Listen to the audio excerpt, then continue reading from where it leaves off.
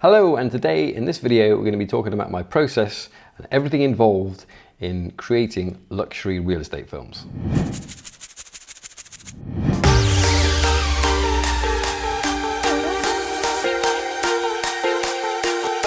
Okay, and the first things first is going to be equipment. So on to the first and probably the most important thing you can take with you is cameras. I take 4 with me. The first being an Sony A7 III that remains on the gimbal pretty much all of the day, and then it's backed up by my Sony A7S II, and that is kind of like on my hip, and that I just sort of get details and sort of close-up shots kind of thing. And thirdly, I have the Mavic Pro 2, which is all my gimbal shots and sort of crane style shots. And then the fourth camera that rarely gets used, but sometimes if there's a swimming pool, is the GoPro Hero 5. Okay, lenses. That's another thing that I get asked a lot about. What do I shoot it on? So my main lens that goes on the A7 III, which is on the gimbal, is this Samyang 14mm. It's a 14mm f2.8. I do like it. It's a great lens. It has a slight little bit of distortion, as you can probably see through some of these shots. And ideally, I'd have liked to have got the Laowa 12mm, but unfortunately it was out of stock at the time, so I couldn't get that, because the Laowa is, I think it's actually called a zero distortion lens. So that means all of the verticals and the horizontal lines are vertical and horizontal. There's no... So ideally I would have got that, but this came a close second anyway. And I'm thoroughly happy with it. It's autofocus as well, so that comes in quite handy some of the time. So it's very important that you do get a wide angle lens, because you do want to make the rooms look large and grandioso. So this, I'd say 14mm, maybe a 15 or a 16 to 35 is quite a popular lens. But something I'd certainly say no tighter than 16 if you're going to be shooting real estate films. Okay, next up is the Sigma Art 24mm. This is a 1.4 f1.4, and again autofocus on this as well. It's a very nice lens, quite a heavy lens, very heavy duty. This stays on my A7S II most of the day. It's got a very small focusing distance as well, which is great. So when you get those detailed shots, you get that lovely bokeh in the background. Pretty expensive, I'd say, but it's a very nice lens. And with the APS-C on the camera, you can, this crops into like about a 35, I think it is. So it kind of doubles up, 24 or 35. I also have the 50mm with me, Sigma Art 50mm 1.4. That's actually shooting me right now. Again, great for that nice shallow depth of field. I use this for if I'm shooting models, yeah, or if I get the staff to do certain things when I'm shooting on sticks, then I'll use the 50mm. You'll see it in these shots here. Again, it gives that lovely, nice, slightly out of focus in the background if you're shooting on 1.4, which I do like. And the last lens I take with me, you probably can't see it very well here, is the Sony 90mm macro lens. This lens I use for doing all the nice sort of tight close-up shots of the food. You get some lovely macro stuff of the food, which is great. So I mainly just use it for the food photography and video. For stabilization, I use the Xeon Weebill Lab. I also have an underwater housing for the GoPro, and that gives that kind of like shot where you can see all the sea on the lower half of the shot, and then you can see what's above on the top half, and you can see the waves kind of like swishing through. Or in a swimming pool, for example, if somebody dived in, you'd be able to see them diving in from the top, and then you'd be able to see them underwater on the bottom half of the shot. So it's really nice for that, and they're relatively cheap. I think around about $70 or $80, something like that. I've got a Benro tripod. It's nothing special, so any sticks will do really. Preferably sticks where you can adjust the height quickly is the most advantageous ones to get, because I don't like fiddling around with tripod legs. So I've got the ones that kind of like screw tight, which I find are the quickest ones. I have the Peak Design Arca Swiss plate holster, so basically just sits on your belt, and so I can easily carry around my A7S II with my 24mm, and whenever I need it, I just pop it off the belt, take my shots, pop it back on, grab your gimbal, and away you go. Other accessories, I use a small HD monitor. I find this is great because it's a 5-inch monitor. You can never really trust or see focus on the back of your screen on these Sony cameras, way too small. Yes, it's a great help having the focus peaking on the monitor and actually just seeing a bigger picture, so you don't really have to, zoom in at all. I also have a Peak Design camera bag. I think I've got the 30-litre version. There's 30 and 50, I believe. 30 litres? That can't be 30 litres. Okay, on to camera settings. Everyone wants to know the settings. So I shoot in PAL first off, probably just because I come from Europe. There's no other reason for it other than that. Oh, actually there is, because on my Sony cameras, whenever you turn to NTSC, whenever you turn them on, it says, you're shooting NTSC, do you want to carry on? It's like, well, obviously. I can understand them asking it once, but every time you turn the camera on, pretty annoying. So yeah, so I shoot in PAL. I shoot in 50 frames per second, usually. If I'm doing some model stuff, then sometimes I'll jump up to 100 frames a second. I use a picture profile, as I just mentioned, S-Log2. Always have the exposure ratcheted up +2 on your EV. So that little scale on the bottom, I always have that to +2, and usually the 2's flashing. Yeah, so so you know that you're not going to underexpose it and therefore create those horrible grainy bits in the shadows. The ISO remains at 800. Sometimes I'll shoot in Cine 4 if I haven't got big huge windows and I'm just capturing the room with no natural light coming in. So Cine 4 will be used for that, which is a great picture profile. I love it. And I shoot with the stabilization on, and I shoot manual focus because I don't want it doing that focus hunting, which it still is prone to doing. So if you're doing a gliding shot kind of thing, you've got like a vase of flowers or what have you in front of you that you go past, more often than not it'll try and focus on that vase of flowers, and then it'll go back to focusing on the rest of the room and your shot's screwed. So I just pick my focus usually just before infinity at the start of the shot, and then I'll stick with that manual focus all the way through that room, and then whenever I get to a new room, then I'll obviously refocus. And because sometimes when you turn the camera off and turn it on, it'll change focus. If you swap out lenses, obviously it's going to change focus without you knowing about it. So I always check when I get into a new room to see that my focus is bang on. Okay, on to preparation.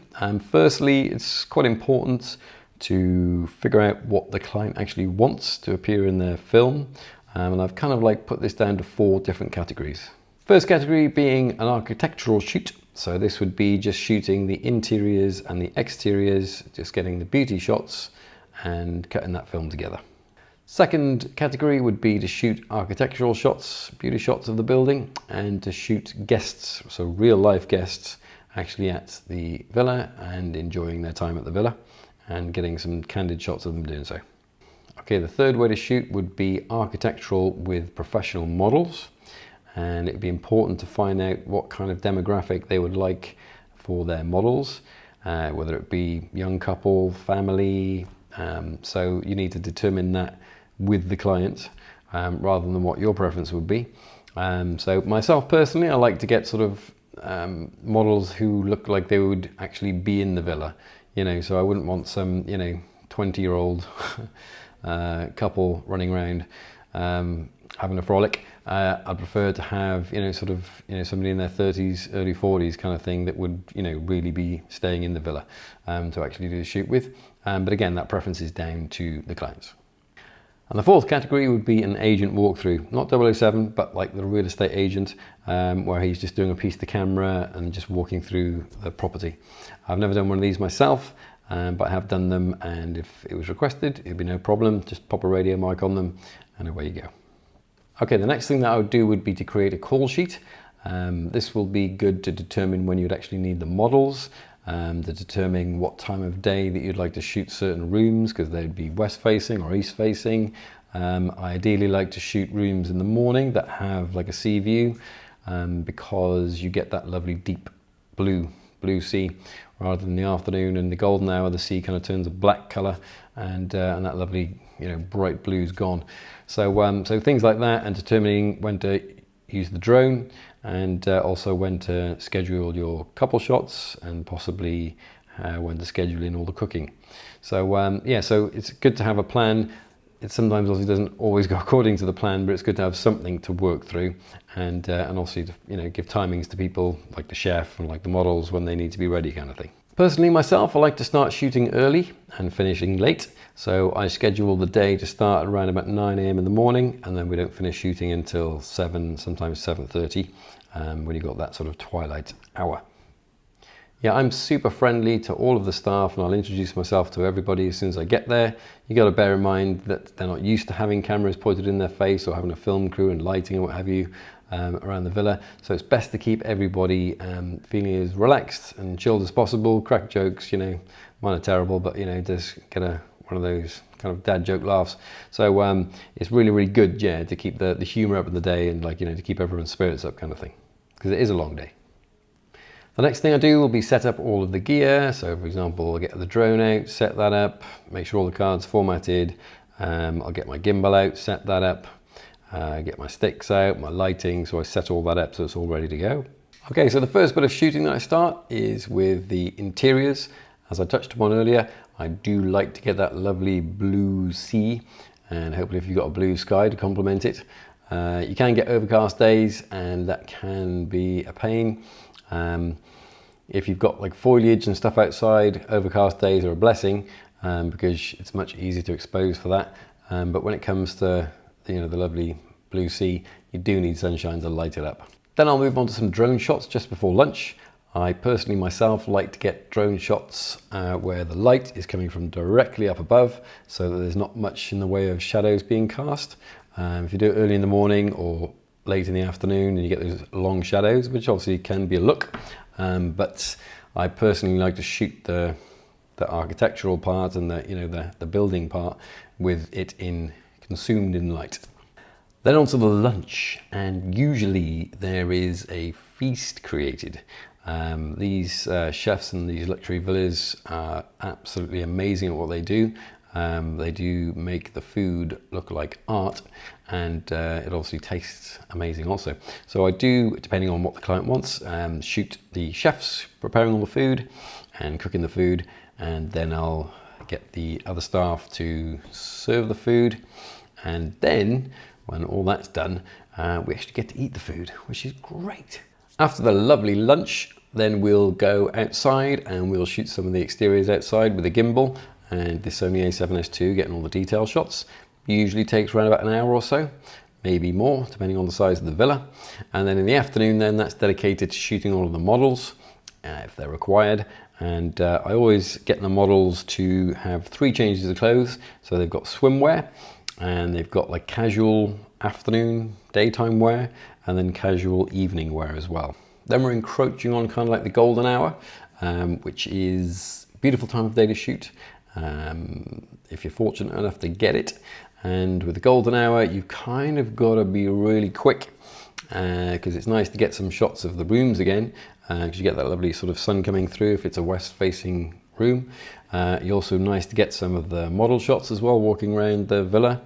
And it's also nice to get some drone shots. So you've only got like probably an hour and a half, 2 hours max. And then it's twilight, and then you're kind of done. So yeah, a lot to do, but it's obviously really worth it, and staying around to that sort of 7:30 mark. As with every video I create, I do like to have a sense of story in the film. Now you might say to yourself, how come you can get a story into a real estate film? So it could be starting off with them entering into the villa. Yeah, so they've just arrived coming from the airport, wherever it might be, and they're just wandering around for the first time with wide eyes and wow and wonderment. So that could be the sort of start to it. It could be that you start off with them waking up into the room and just having a breakfast in the morning. So it definitely has a start and a middle and an end. The middle part could be the lunch part, you know, and then they'll have a little bit of a play around in the pool afterwards. And then for an end, sometimes if it's just an architectural shoot, I'll do like a kind of a hyperlapse backwards through the villa, and then pulling out to like a drone shot, you know, revealing the whole of the villa and the surroundings, and then pop up the titles. So yeah, so I do have a sense of story to it, and it's not just a selection of beauty shots all cobbled together. So I do believe there is a start and a middle and an end, and it's quite easy to do that no matter what's the genre. Okay, onto the music. This can be a bone of contention. It's very difficult to find music that doesn't sound like elevator music. I find piano music works quite well, kind of like cinematic and piano. So yeah, so music is a big, huge part of it. So it does, enhance the film, or, take the film on a downward spiral if you get it wrong. So I would say it's actually a good thing to spend some time to actually choosing the music and getting it right. Okay, so we're going to jump into a little bit of editing now. I've got two films lined up. I've got a 90-second film and I think it's a 120-second film. So I'm going to show you a little bit of my workflow, a bit of my thought process. So let's jump in. Okay, so here we are in my NLE of choice, which is Final Cut Pro X. First things first is I would go and get my music. So I shall show you the two programs that I use, and there's no sponsorship deal here. So there is Soundstripe, which is the first one, and I quite like this. Again, it's got great search capabilities. I'm pretty much sure they've all got the same sort of thing nowadays, but I do find it's like nice and intuitive and easy. Another one I use is Artlist, so that will be here. And this one is a nicer interface, of kind of a weird thing. I do prefer this one just because the screen is a dark color, a dark background, whereas the white background is a bit intense. Next thing we go on to is culling the footage. So if you can see up here in my projects bin, I've created 5 projects for this video. Took me a while to get used to the Final Cut Pro, the way it does things, and their sort of filing system, but I got there in the end. Okay, so yeah, so I have all of my A7S II footage on a little project, all of my A7 III footage on a project, which is usually my gimbal camera, so all of the gimbal shots will be on here, as you can pretty much see. The Charter Villa, that's the actual final video, and then I've got my drone shots, and the drone shots are here. And what I do is when I go through, I'll chop the tops and tails of each clip so that they're ready to go, and show you here, for example. So I'll have the top and the tail of it, so I'll cut off all the chaff, so just the good part of the shot is there, and then I'll move on to the next shot. And then once I've culled all of the footage, then I'll go back into my main project, which would be the Charter Villa in this case, and then I will start assembling it all from start to finish there. So as you can see here, I've got my music track that we've chosen, and usually the music track isn't the right length for my film. Yeah, so I think in this instance it was 3 something odd minutes. I don't believe that you need 3 minutes to showcase a villa. So my villa videos are usually about 90 seconds to maybe 120 seconds. And in this case, it's the latter. So as you can see here, I've chopped up this music track and just used fades to sort of sync up the beat. I use these little markers so I can sync up the beat and get it on the right place to actually do the cross dissolve or the cross fade. So here you can see I've done one here. See how smooth that is. Didn't notice a thing, did you? No. And then I've done one on the end here as well. So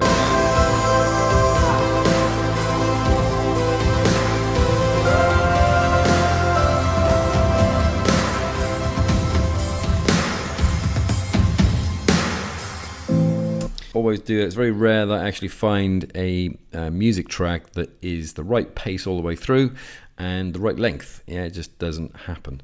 So I'm consistently adjusting the audio, lengthening it, shortening, what have you. So the first thing that goes down is the music track. I'll get that done so I've got the right length for my film. The next thing I do is I put these little black boxes in because I don't like using the Final Cut Pro magnetic timeline. I find it mildly annoying. So this disables it, if you like, and enables you to edit in a way that I was used to in Premiere. So any Premiere users out there thinking of coming over to Final Cut Pro, there is a way for you to edit in the style of Premiere. All right then, so first things first, we start laying down the shots in here and assembling the footage and doing any time remapping. So any of those little sort of speedy uppy bits or slowy downy bits, I do that in here so that it's in time with the music, so that the next shot that comes in is going to be in the right place, so I don't have to do any adjustments later. So all of the culling and then the assembly of this is, and the time remapping is done at the same time. Okay, here for example, we got her to do this about 4 or 5 times and shot it from different angles. Always good to get different angles. That shot there was a shot where she walked all the way up the stairs and all the way inside, but I didn't end up using it because the stairs wasn't that pretty, so we just cut to the bit where she got to the garden. Again, I always usually get 2 angles of them doing a task, 2 or 3 angles. This was the Chardo, which is actually the name of the villa, so they wanted that in there. They specifically said they wanted the shots of that. They're very expensive.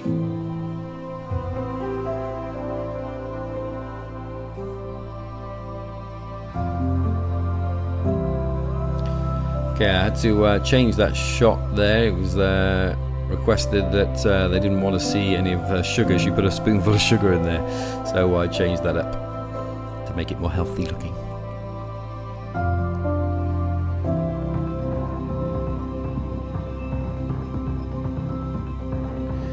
Okay, so we're coming up for a big hit. There's like a bit of a build in the music here, and I love the builds, and you want to sort of match the audio and the video to sort of give a big bang when it comes in, the hit. Boom, there's the villa.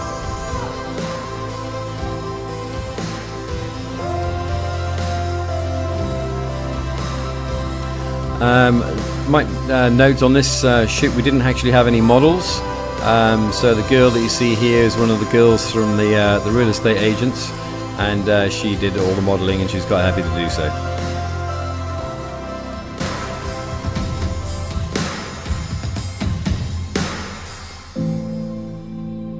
Yeah, so I love it. I love tracks where it's not just one pace all the way through, and it sort of breaks it up. It has a build at the start, and then it has a big drop, and then slows down, and then, you know, comes to a nice close at the end. So that's the way I like my music. Okay, so the next thing that I do is color grading. Well, I guess you could say it's color correction first and then grading. So I like to use scopes, and I've got a keyboard shortcut to bring up my scopes. And here you see I like to keep all of my levels in sync here. So I like to keep all of the shadows above 0. And I like to keep all the highlights below 100 where possible. And that's kind of like a general rule that I have. So in order to do that, I use the color wheels here. So if we just take off this LUT, because it obviously changes what the RGB curves will look like. And if we take off our color here and our sharpening, let's take it back to how it was. Doom. Okay, so that's how it was. I believe I shot that in S-Log2. So the first thing that I'll usually do is pop some color wheels on. And in this instance, I popped 2 different sets.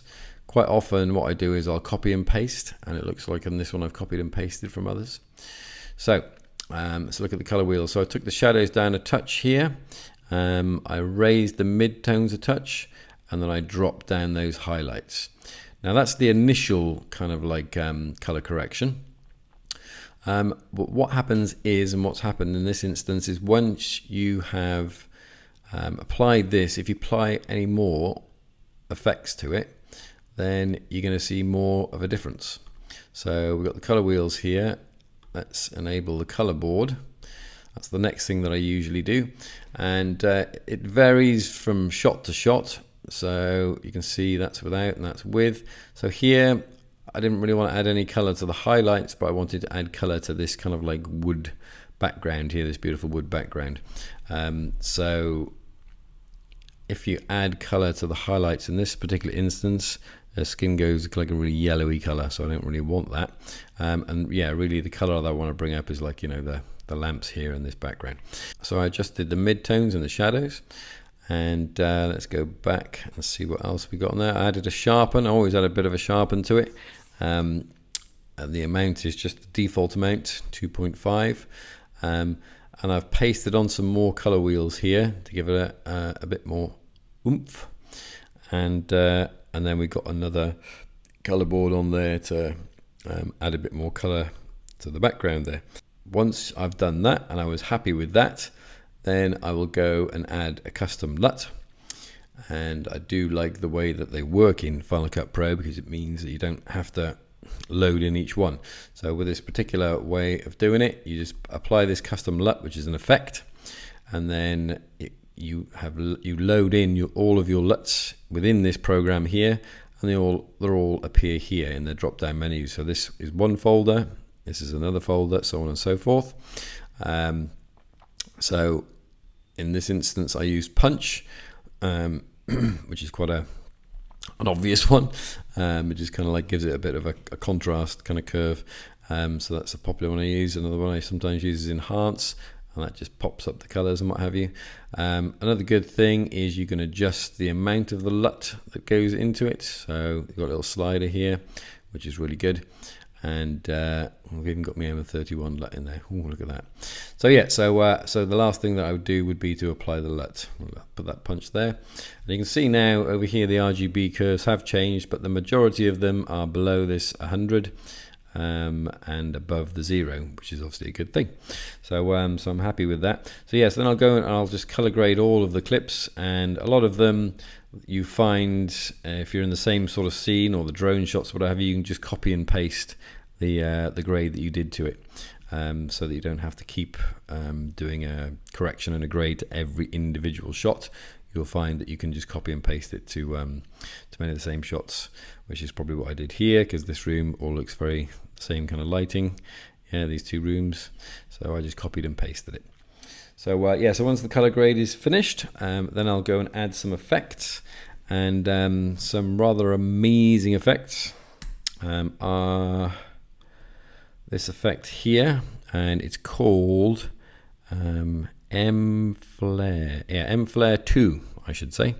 And it's this thing here. Basically, it adds like anamorphic flares to the footage, but it's great because they're totally customizable, and you can animate them within the actual program, so within Final Cut Pro. And the most beautiful thing of all is that it literally renders out in real time, so you can just play it back, and if you want to make an adjustment to it at all, so here's the sort of the interface for it. If you wanted to make any adjustments, you know, to the brightness or whatever, you can just play it back, and it just does the real-time playback.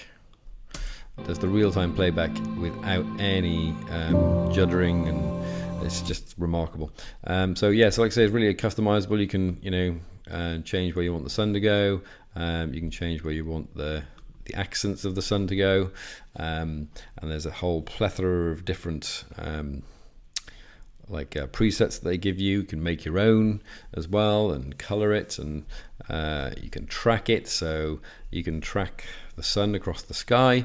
It's just really amazing program, and it just adds a little bit of amazingness to the production.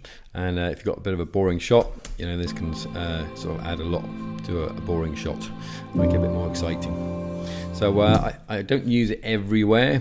I use it on drone shots. It's pretty cool for drone shots, and obviously shots that would suggest that there was sun in it. I wouldn't just put these kind of effects on an interior room or anything, so be careful with it, because it is quite addictive. And transitions are also another thing that I use quite a bit, and I've got quite a few of these transitions that I've bought from various companies, the Hyper Zooms and what have you, Liquify, Luma Pop.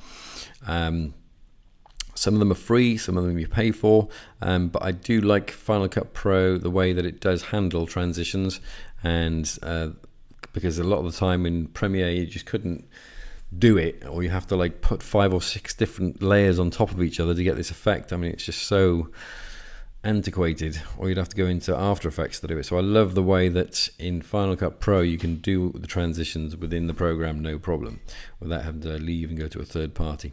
Another thing I love about Final Cut Pro is that you can do transitions through the text editor. So there's a chap called Ryan Nangle, and he's done a couple of cool ones. So basically, when you get to the stage of you've got a shot, you've got nothing to the end of it, and or this shot here doesn't have anything before it, you know, to sort of cut that transition in, you can actually do it with these ones. So you just put a little layer on top, so you zoom in, zoom out, you can kind of give a little preview of what it does. Spin anti-clockwise, pan up, pan right. So I'll just use a zoom in one. So all you do is just pop them on top of the actual 2 clips that you wanted to transition without affecting the clips at all. And then, as if by magic, it makes a transition. It's really, really cool. Like I say, if you haven't got enough space at the start or the end of a clip, it's a really great way to do a transition. They're not mega adjustable. You can adjust the amount that it zooms in on both of them, so it sort of accentuates the effect. But it is just a super cool, quick way of doing a transition. So yeah, highly recommend that Ryan Nangle stuff. So that's really, really great. Another one that I use quite often is a tracker. So if you want to sort of float the text in the air kind of thing, as the drone's floating through the air, that kind of stuff. This is a really good one and a really quick one. And again, in Premiere, you just couldn't do this. You'd have to go to After Effects. I love the fact that you can do these really cool effects within Final Cut Pro, and you don't have to actually leave the program and go to another one. Okay, so we're on to the next Villa video now, and a couple of side notes. These last 2 examples that I've shown you, they're for rental. Okay, they're not for sale. So I think there's a little difference in the way that I would shoot a rental compared to a sale. With a sale, I'd get more of the details. With a rental, it's more about the vibe and the feeling of the place. So yeah, there's a slight little difference between the two. So this is a beautiful, I don't know how much it cost, but pretty penny, I'd imagine. This particular villa is just north of Phuket, right alongside the beach. So it's a beautiful beachfront property. So we'll just go to the initial shot. This shot I did with a drone, obviously, and shot it in 4K. So then that's how I could do this little twist kind of thing on the intro shot. Let's take a look.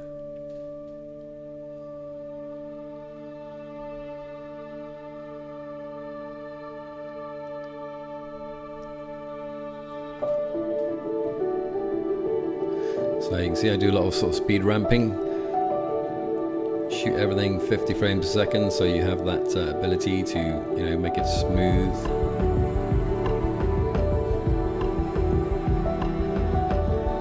And pretty much shot all of this in S-Log 2.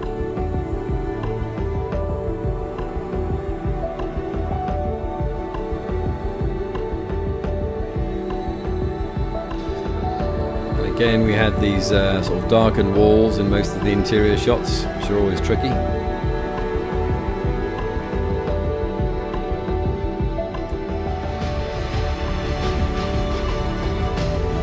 There's the build and the music.